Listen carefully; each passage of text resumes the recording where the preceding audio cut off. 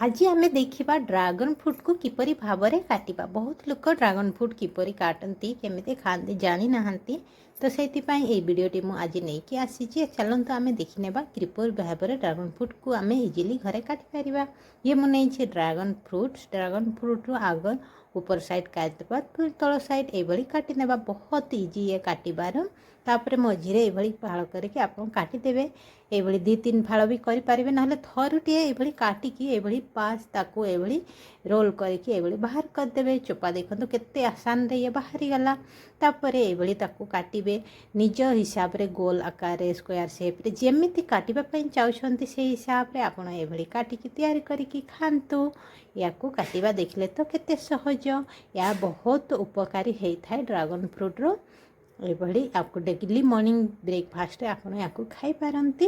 वीडियोटी जदि भल लगी वीडियोटी को लाइक शेयर चैनल को सब्सक्राइब और बेल आइकन बटन को दबाई देवे। पुणी देखा आ गोटे नुआ वीडियो सहित वीडियोटी देखा बहुत बहुत धन्यवाद। Thank you so much. Take care. Bye bye friend.